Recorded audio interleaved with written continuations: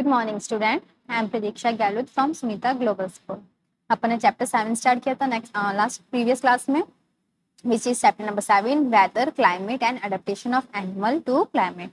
इसमें अपन ने वेदर के बारे में थोड़ा सा रीड किया था, फिर अपन ने क्लाइमेट्स के बारे में भी रीड किया था।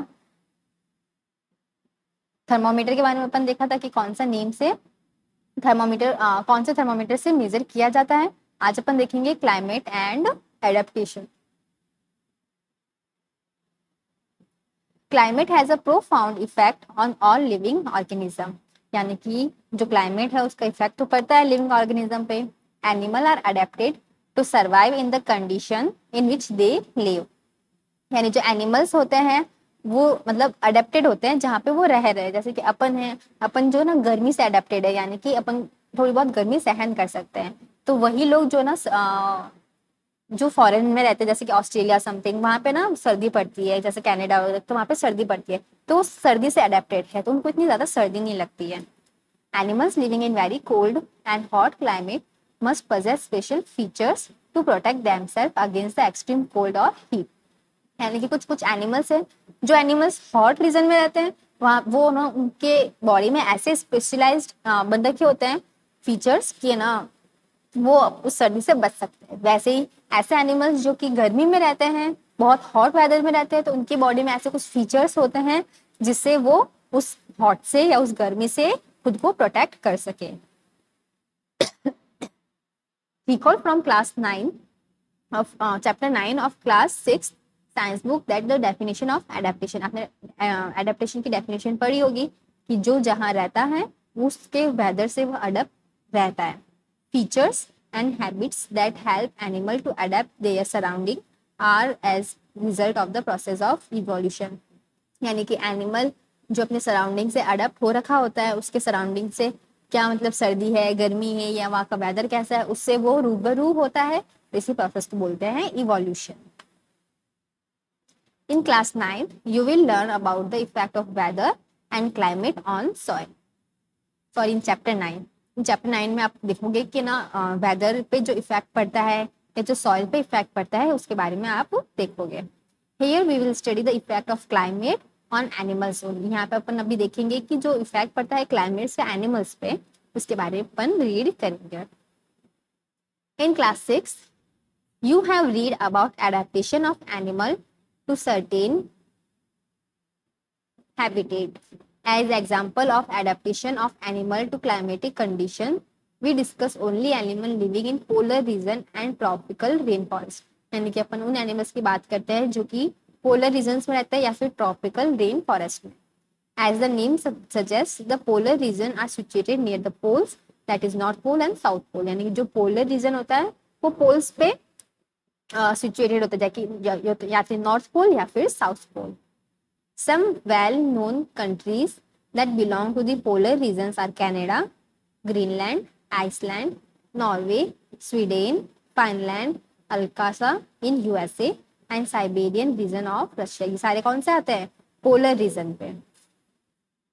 Example of such countries where the tropical rainforests are found are, यानी कि वो कंट्रीज जो कि ट्रॉपिकल रेन फॉरेस्ट में मिलती है। India, Malaysia, Indonesia, Brazil, Republic of Congo, Kenya, Uganda and Nigeria. ये सारे कहाँ पे मिलते हैं? रेन फॉरेस्ट के, ट्रॉपिकल रेन फॉरेस्ट में मिलते हैं। The polar region. अब अपन पोलर रीजन की बात करते हैं। The polar region present an extreme climate. These region are covered with snow and it is very cold for most part of the year. यानी कि जो पोलर रीजन होती है वहां पे बहुत सर्दी रहती है, यानी कि मोस्टली स्नो रहती है और पूरे साल में बहुत सर्दी रहती है।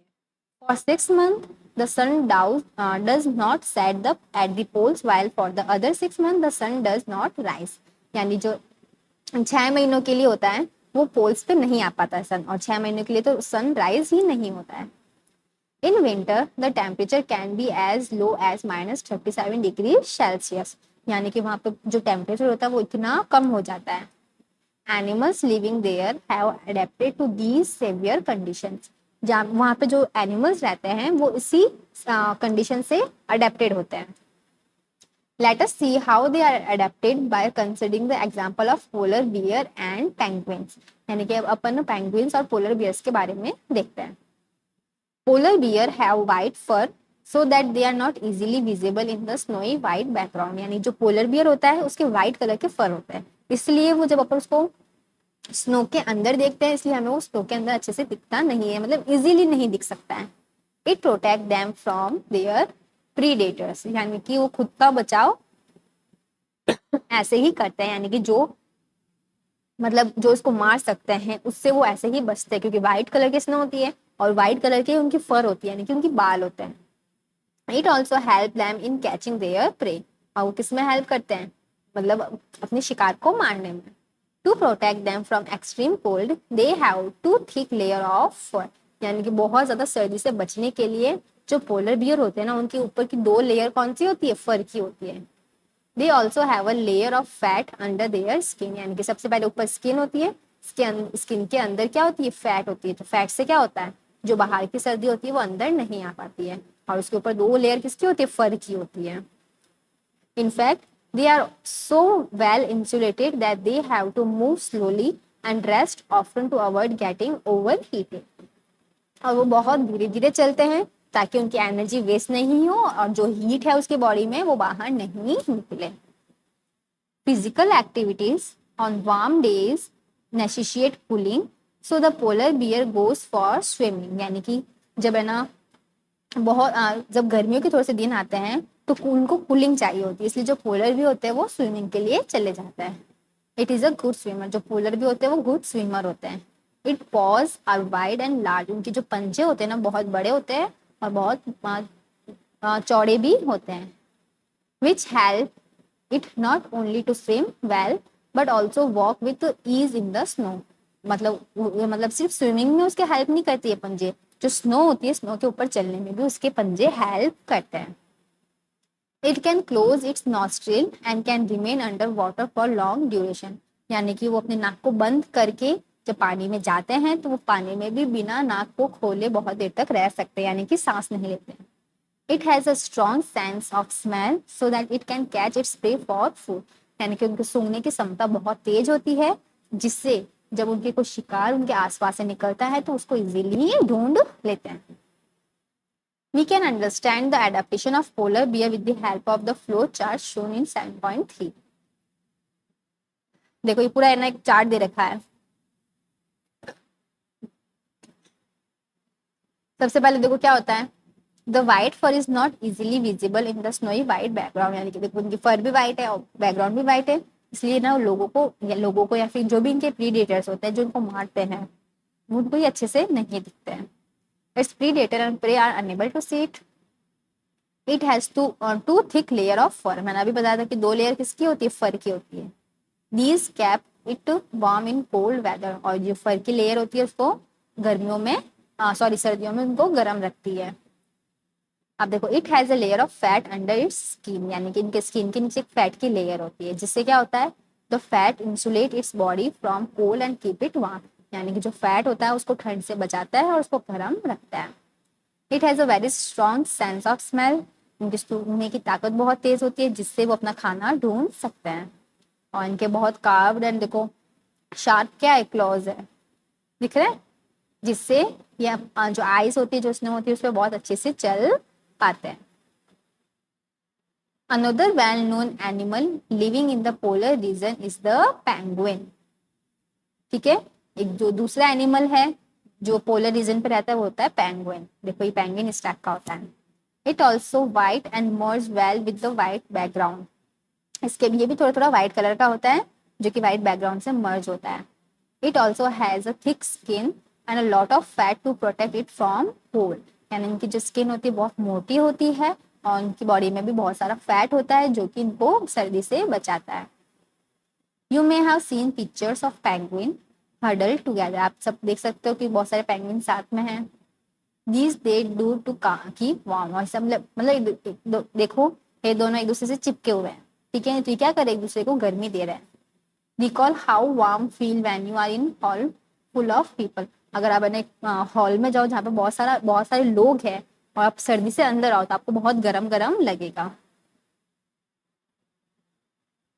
देखो जो पेंगुइन की जो फीट होती है ना वो ऐसी होती है। Like polar bear penguin are also good swimmer, यानी कि पेंगुइन भी पानी में बहुत अच्छे से तैर सकते हैं। Their bodies are stream line, इनकी बॉडी पे देखो ऐसी स्ट्रीम लाइन्स होती है। ये देखो ये दिख रही है ना। And their feet have webs, इनके फीट देखो इस टाइप के होते हैं। मेकिंग दैम गुड स्विमर, और जो कि क्या करते हैं बहुत अच्छे स्विमर बनाते हैं इसको। Other animal living in the polar region are many type of fish, musk, oxen, reindeer, foxes, seals, whales and birds. एंड ये सारे कहाँ पे रहते हैं? पोलर रीजन में रहते हैं, यहाँ की जहाँ बहुत ज्यादा सर्दी होती है। It is to be noted that while fish can remain under cold water for long and bird must remain warm to survive, they migrate to warmer region when winter set in. यानी कि अगर आपने सुना होगा जो fish होती है बहुत ठंडे पानी में रहती है, या फिर जो बर्ड्स होती है उनको गर्मी चाहिए होती है, यानी कि उसको वार्म चाहिए होती है, तो वो क्या करते हैं वो एक जगह से दूसरे रीजन में चले जाते हैं ताकि उनको थोड़ी सी गर्मी मिले। They come back after the winter is over, और ये वापस आ जाते हैं जब सर्दियां खत्म हो जाती है। You know probably that India is one of the destination of many of these world. आपको पता होगा कि जो इंडिया है इन सबका एक मतलब डेस्टिनेशन है। जब उनकी वहां पर सर्दी हो जाती है ना, बहुत ज्यादा सर्दी होती है, तो वहां की जो बर्ड्स है वो इंडिया में आती है। You must have seen on heard about Siberian crane, आपने साइबेरियन क्रेन के बारे में सुना होगा। That come from Siberia to place like Bharatpur in Rajasthan. वो साइबेरिया से ना साइबेरियन क्रेन है जो साइबेरिया से आती है जब वहाँ पे बहुत ज्यादा सर्दी होती है, और अपने यहाँ पे कहाँ पे आती है? राजस्थान में, जहाँ पे भरतपुर है और Sultanpur in Haryana and some wetland of north east and some other part of India. यानी कि इंडिया के अलग अलग पार्ट में साइबेरियन क्रेन्स आती है। देखो ये दिख रही है ना आपको। अब देखो अपना नेक्स्ट टॉपिक क्या है? The tropical rain forest. अपन ने जो पोलर रीजन के बारे में अभी रीड किया, अब अपना आएगा ट्रॉपिकल रेन फॉरेस्ट। जो ये ट्रॉपिकल रेन फॉरेस्ट है इसको अपन अपनी नेक्स्ट क्लास में देखेंगे। तब तक आज मैंने आपको जो भी रीड करवाया है आप इसको अच्छे से रीड करो, साइबेरियन के बारे में रीड करो, पोलर बियर के बारे में देखो, और आप चाहो तो ना यूट्यूब पे गूगल पे इनके बारे में सर्च कर सकते हो। आज आप सबका होमवर्क है कि आप साइबेरियन क्रेन्स के बारे में यूट्यूब पे या फिर गूगल पे सर्च करना, ठीक है। अब नेक्स्ट अपन अपनी नेक्स्ट क्लास में देखेंगे नेक्स्ट टॉपिक। तब तक के लिए stay home, stay safe, good bye.